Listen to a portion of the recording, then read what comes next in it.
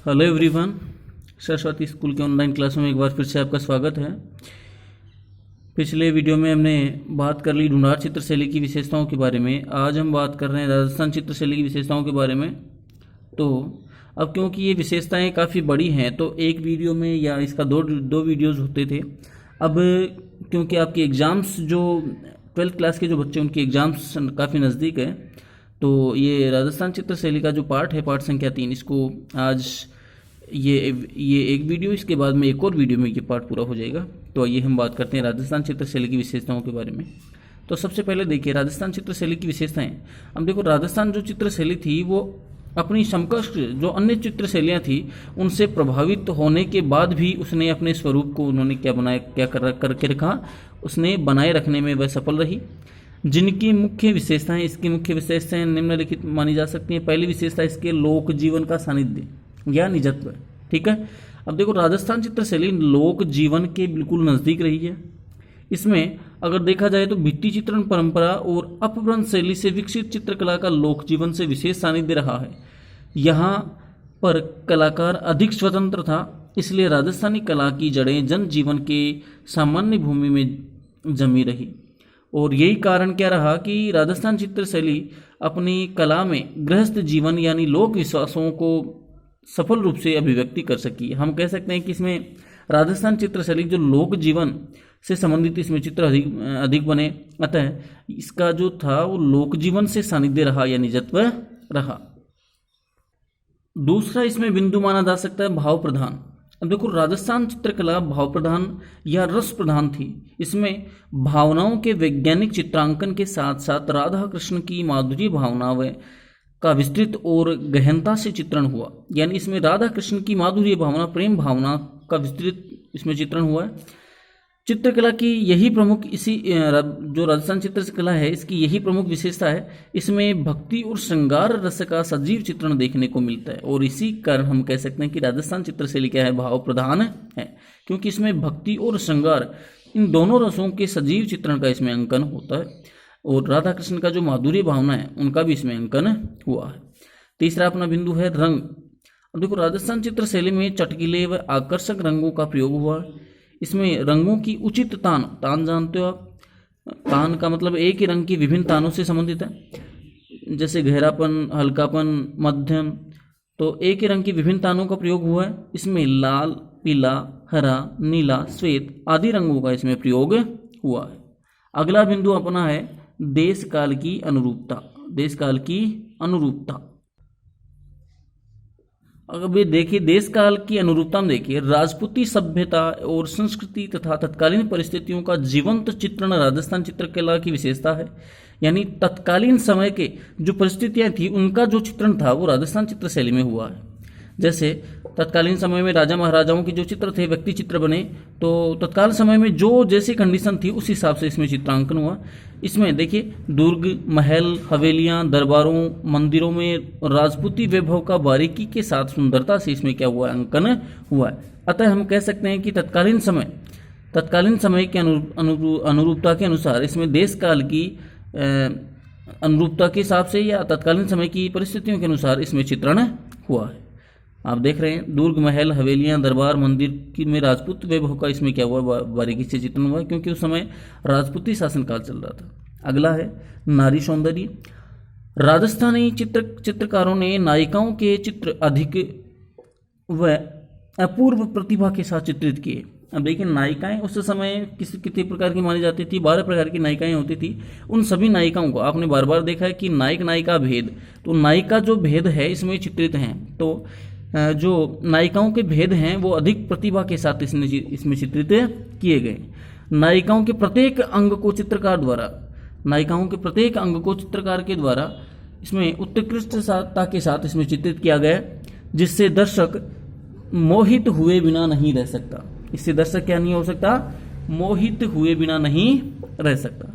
अर्थात हम कह सकते हैं कि नायिकाओं का इसमें जो चित्रण है वो काफ़ी सुंदरता के साथ इसमें अंकन किया गया है।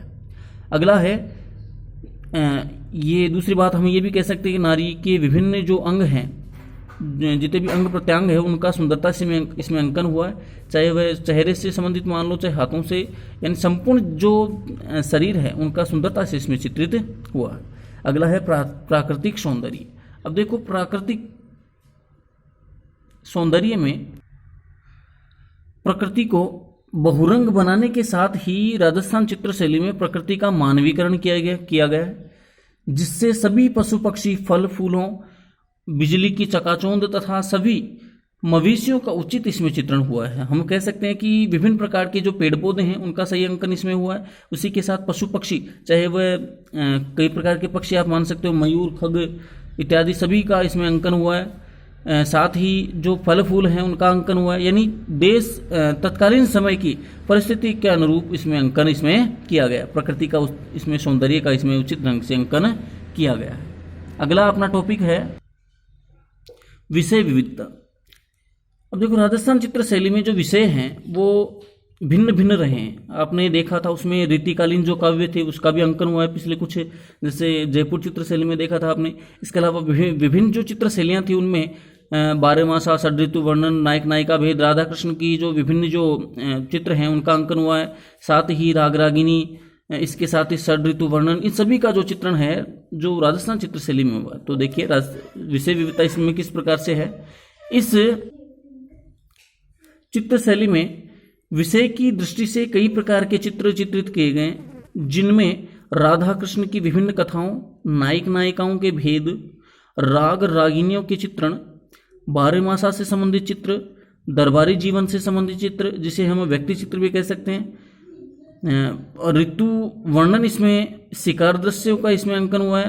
राजा रानियों के जो चित्रांकन है वो भी इसमें चित्रित हुए हैं आदि राजस्थान चित्र शैली की विभिन्न विषय रहे। इसके अलावा भागवत पुराण, ये सभी जो प्राचीन जो धर्मग्रंथ थे उनका भी इसमें अंकन उचित ढंग से किया गया। तो आपको पता ही है, हम बार बार बात कर रहे हैं कि बारहमासा अगर आ गया, राग रागिनी, नायक नायिका भेद, जो अन्य है षड्ऋतु वर्णन, ये सभी साथ में आते हैं। तो इनका जो अंकन है वो विषय की दृष्टि से इसमें राजस्थानी चित्र शैली में किया गया।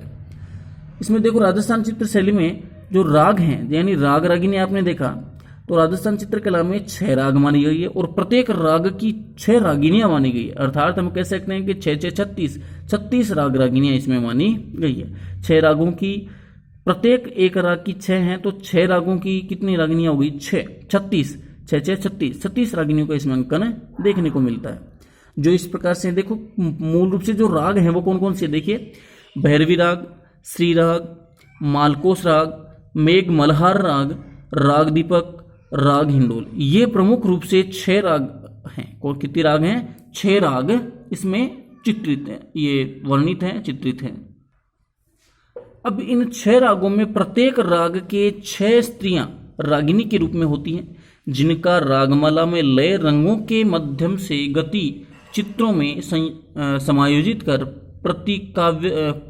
प्रतीकात्मक अभिव्यक्ति प्रदान की गई है, यानी प्रतीक रूप में इसकी अभिव्यक्ति प्रदान की गई है। आपको बता दिया तो 6 रागें हैं, कौन सी? भैरवी राग, मालकोस राग, दीपक राग, राग श्री राग, मेघ मल्हार राग, राग हिंडोल, इन सभी प्रत्येक जो 6 राग हैं इनकी प्रत्येक की 6 रागिनियां मानी गई हैं। अतः टोटल 36 राग रागिनियां इसमें मानी गई है। अगला अपना जो प्रमुख बिंदु है वह है बारहमासा या षड्ऋतु वर्णन। अब देखो राजस्थान चित्र शैली में रीतिकालीन जो काव्य हैं उनको इसमें प्रवेश देते हुए तत्कालीन राजस्थान चित्र शैली में हमें बिहारी, सतसई, केशव की रसिक प्रिया, मतीराम का रसराज तथा भानुदत्त की जो रसमंजरी है, इसमें श्रृंगार रस व बारहमासा चित्रण का अंकन इसमें किया गया है। तथा भानुदत्त की रसमंजरी में श्रृंगार रस व बारहमासा चित्र रचना एवं नायक नायिका भेद में षड्ऋतु चित्र वर्णन देखने को मिलता है।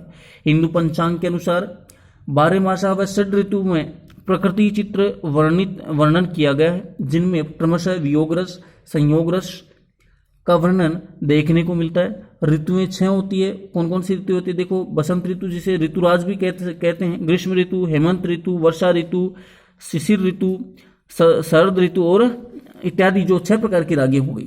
अब 12 मासा में देखो जो 12 महीने हैं उनका उन महीनों के अनुसार उसमें चित्रण हुआ है, यानी जिस महीने में जैसी कंडीशंस होगी उसी प्रकार से उनका चित्रण होगा। तो 12 महीने कौन कौन से देखो, चैत्र, वैशाख, ज्येष्ठ, आषाढ़, श्रावण, भाद्रपद, अश्विन, कार्तिक, माघशीस, पौष, माघ, फाल्गुन, ये 12 महीने हैं। इनके हिसाब से यानी इनके अनुसार ही इनका जो चित्रण है वो हुआ है। तो आप समझ सकते हैं कि इसमें षड ऋतु यानी 6 ऋतुओं के अनुसार इसमें नायक नायिकाओं के या विभिन्न राधा कृष्ण से संबंधित जो चित्रण है वो अधिक हुए हैं।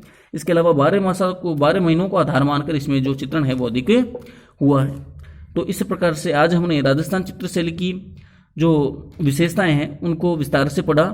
अब आगे हम हो सकता है कि 1 या 2 वीडियो में आपकी जो राजस्थान चित्रशैली की जो प्रमुख चित्र हैं, बनी ठनी, ढोला मारू, इन सभी का हम बारी बारी से इनको पढ़ेंगे।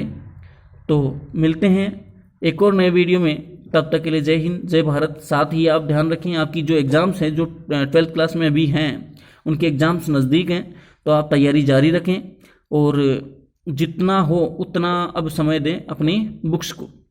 तो इसी आशा के साथ मिलते हैं एक और नए वीडियो में, तब तक के लिए जय हिंद, जय भारत।